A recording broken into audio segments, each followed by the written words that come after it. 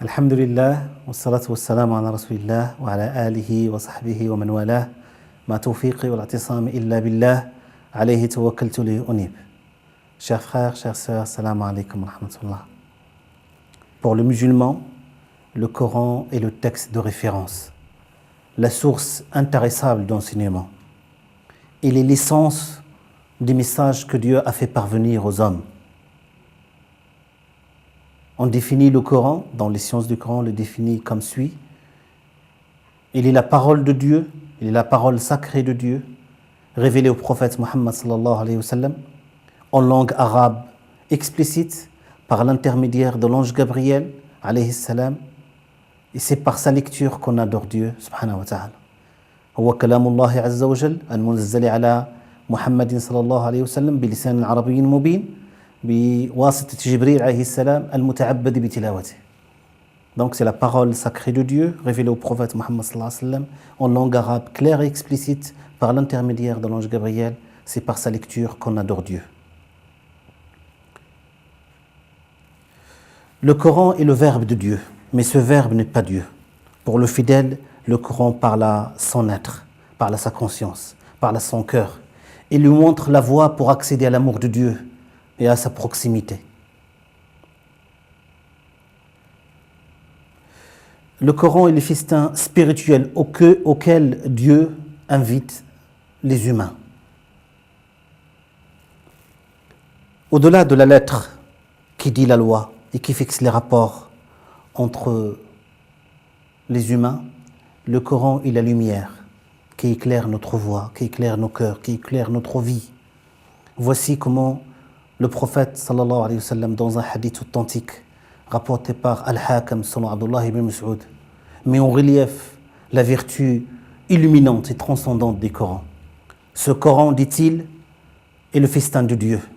Acceptez l'invitation qui vous est faite de toutes vos forces. Il est sa lumière éclairante. Il est la médecine bénéfique. Il est une sauvegarde pour qui s'y tient. Il est le sauf-conduit pour qui s'y conforme. Il ne dévie pas, il est donc irréprochable. Il ne gauchit pas, il n'a donc besoin d'être redressé. Ses secrets sont inépuisables. Il ne perd pas de sa nouveauté à force d'être lu et relu. Lisez-le, Dieu récompensera votre lecture pour chaque lettre lue. Chaque lettre lue compte pour une bonne action. Et la bonne action en vaut 10. Je ne dis pas que le vocable alif, lam, mim est une lettre, mais alif est une lettre, donc une bonne action. Lam est une lettre, donc une bonne action. Mim est une lettre, donc une bonne action. Donc, chers frères et sœurs, pour nous, comment lire le Coran? Quelle lecture du Coran pour aujourd'hui? Comment vivre le Coran? Comment mettre en pratique et illustrer les enseignements du Coran? Est-ce que notre rapport au Coran va se limiter juste à une lecture superficielle, une lecture qui considère le Coran comme le mushaf, comme le livre qu'on va lire pour chercher les hasanat, pour chercher les bonnes actions? Ou bien, pour nous, le Coran, c'est la lumière qui va nous illuminer notre vie, illuminer notre être, illuminer notre voix, illuminer notre manière de penser, notre manière d'agir et nous éclairer notre chemin. C'est comme ça que le prophète sallallahu alayhi wa sallam enseignait aux compagnons. Le prophète sallallahu alayhi wa sallam était à la fois le messager et l'illustration parfaite du message. Et les compagnons du prophète sallallahu alayhi wa sallam apprenaient le Coran par petits versets, progressivement. Ils essayaient de les comprendre dans leurs moindres détails et essayaient de s'y conformer, essayaient de mettre en pratique tous les enseignements que leur apprenait le prophète Muhammad sallallahu alayhi wa sallam.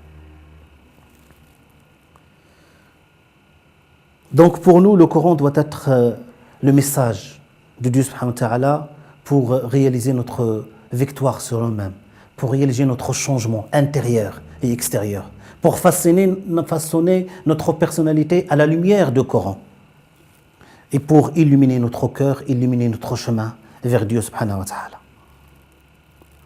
Les compagnons du prophète Muhammad sallallahu alayhi wa sallam avaient cette intelligence du texte pour comprendre les textes et cette intelligence des contextes pour appliquer, pour mettre en pratique les enseignements du Coran. Dans le hadith chez le Bukhari ou Muslim, selon Abu Dharr al-Ghifari, le prophète sallallahu alayhi wa sallam a passé toute une nuit en prière avec un seul verset. Il le méditait, il le lisait, il le relisait, il le méditait et remerciait Dieu par rapport aux bienfaits, au flot d'amour et de paix intérieure que porte ce verset. Lorsqu'on posa la question à Abu Dharr al-Ghifari qui rapporte le hadith, quel était ce verset que le prophète sallallahu alayhi wa sallam récitait dans sa lecture, dans ses inclinations, dans ses prosternations? Il disait que la parole de Dieu de Surat la table servie, in tu'addibhum فإنهم عبادك وإن تغفر لهم فإنك أنت العزيز الحكيم. Ce verset était dit par Isa alayhi salam, le prophète de Dieu Isa alayhi nabina afdalu salatu wa taslim. Il disait que lorsque tu as pris mon âme, tu étais certes témoin de leur jugement et tu es le grand témoin. فلما توفيتني كنت أنت الرقيب عليهم وأنت على كل شيء شهيد إن تعذبهم فإنهم عبادك. Si tu les châties, ce sont tes adorateurs. Et si tu leur pardonnes, tu es certes le puissant, le sage. Donc pour nous, mes chers frères et sœurs, comment lire le Coran? Comment sentir et goûter le Coran? Comment vivre le Coran? Comment illustrer le Coran dans notre vie de tous les jours? Comment devons-nous considérer le Coran?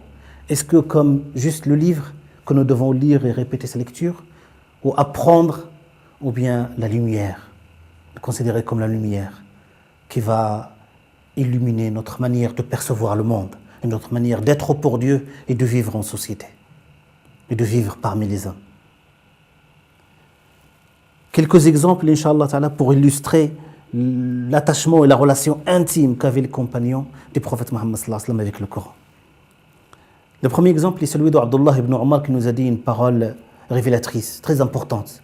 Il disait que nous, c'est-à-dire les compagnons du prophète sallallahu alayhi wa sallam, nous avons eu la foi avant même d'avoir le Coran. C'est-à-dire que leur rapport avec le Coran, ils avaient tellement la foi en Dieu qu'ils accueillaient avec un désir immense, avec amour, ils accueillaient la parole de Dieu. Ils essayaient de l'apprendre, de la comprendre et de l'illustrer dans leur vie de tous les jours. Intelligemment, bien sûr. Avec intelligence, avec conscience, ils essayaient de mettre en pratique.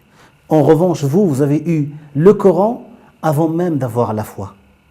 فأنتم تنطرونه نثر الدقل disait. الدقل en arabe veut dire les dates de mauvaise qualité. Donc vous faites un choix. Vous êtes dans un rapport avec le Coran comme un islam à la carte. On fait un choix, un cocktail à notre manière. Et c'est ça ce qui nous reprochait. C'est que accueillir le Coran dans son cœur, avoir cette acceptation intérieure de la parole de Dieu et savoir que c'est la voie, que c'est ça qui va nous éclairer notre chemin. Et d'ailleurs, dans un autre hadith rapporté par l'imam Ahmed, le prophète sallallahu alayhi wa sallam nous avait dit que Dieu donne les bienfaits de ce monde à celui qui l'aime et à celui qui ne l'aime pas, à toutes ses créatures, celui qui est bien et celui qui est mauvais, celui qui est bon et celui qui ne l'est pas. Mais par contre, il ne donne la foi qu'à celui qui l'aime. Que celui qui a la foi, qu'il sache pertinemment que Dieu l'aime. إن الله يعطي الدنيا من يحب ومن لا يحب ولا يعطي الدين إلا من أحب فمن أعطاه الله الدين فقد أحبه. À qui Dieu donne la foi, elle l'aime vraiment. Un deuxième exemple, c'est Asma bint Abi Bakr, la sœur de Aïcha. L'un de ses petits-fils raconte qu'il lisait Surat At-Tur une fois dans sa maison. Il s'est arrêté avec un verset. Il a commencé à le répéter, à méditer et à être reconnaissante vis-à-vis de Dieu parce que ce verset, il dit فَمَنَّ اللَّهُ عَلَيْنَا فَوَقَانَا عَذَابَ السَّمُومِ. Manna, ça veut dire qu'il nous a comblé de tellement de bienfaits. Dieu nous a comblé de ces bienfaits en nous épargnant les supplices de l'enfer. Et même il sortait au marché pour faire ses courses. Il interpellait les gens avec ce verset-là pour leur rappeler les bienfaits de Dieu subhanahu wa ta'ala. Abdullah ibn Mas'ud disait, le célèbre exégète du Coran, Abdullah ibn Mas'ud, le compagnon du prophète sallam, disait que Dieu a révélé le Coran pour que nous le vivions, pour que nous mettions en pratique, pour que nous illustrions les préceptes et les enseignements de ce Coran-là. Certains d'entre nous, il disait, certains se limitent juste à sa lecture superficielle du Coran. Pour beaucoup de musulmans, il y a beaucoup de musulmans qui lisent le Coran comme il se doit, du début jusqu'à la fin, sans faute. Mais en revanche, leur comportement, leur jugement sont aux antipodes, sont contraires à l'esprit et à la lettre du Coran.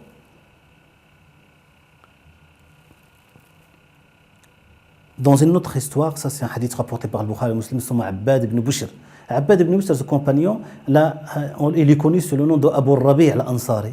Ce compagnon disait que dans l'expédition d'At al-Riqa', le prophète sallallahu alayhi wa sallam et les compagnons ont désigné 2 personnes qui vont monter la garde, qui vont surveiller le campement. Et Abbad ibn Bushr a été désigné avec Ammar. Il a demandé à Ammar, son compagnon de surveillance, quelle partie de la nuit il veut prendre, la première ou la seconde. Ammar a choisi la dernière. Lui, il a pris la première, donc il disait, je montais la garde, et en même temps, je faisais quelques paires de rak'a, je faisais quelques prières nocturnes, tout en surveillant. Et au moment où il faisait sa prière, il y avait un ennemi qui est venu et lui a tiré une flèche dans le dos. Il l'a enlevé, tellement était concentré, tellement était épris par les enseignements de cette sourate qu'il lisait dans... Il a enlevé la flèche et il a continué à prier. Il a continué sa concentration. Le sang coulait. Il a reçu une deuxième, il a fait de même.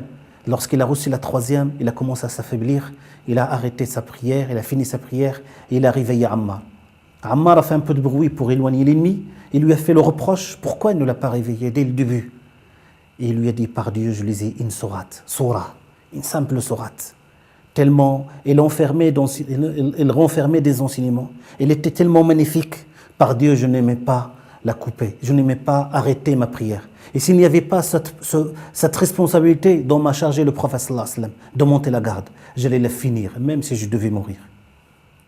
Un autre exemple, et c'est le dernier, mes chers frères et sœurs, c'est ce hadith rapporté par le Bukhari ou Muslim, selon Abu Sa'id al-Khudri, que le compagnon Usayd ibn Hudayr, un autre des Ansar, lisait le Coran devant chez lui. Devant sa maison, devant chez lui, il lisait le Coran, il y avait son fils qui était allongé à côté de lui. Et dès qu'il commençait à lire, et d'ailleurs dans un autre verset, dans une autre version, il lisait Surat al-Kahf, Surat la caverne. Et à chaque fois qu'il lisait, la jument commençait à faire des tours. Dès qu'il s'arrête de la lecture, il s'arrête de tourner, s'arrête de marcher. Dès qu'il commence à la lecture, il commence à tourner, à faire des tours. Il avait peur qu'elle piétine son fils. Donc il a arrêté, il est parti la voir pour la rassurer. En levant les yeux au ciel, il a vu qu'il y avait un nuage. Au-dessus de lui, ce nuage était plein de lumière. Le lendemain, il racontait ça au prophète sallallahu alayhi wa sallam. Et à chaque fois qu'il racontait, le prophète lui dit « Li ibn Hudayr, Iqra ibn Hudayr », sous-entendu, tu aurais dû continuer ta lecture.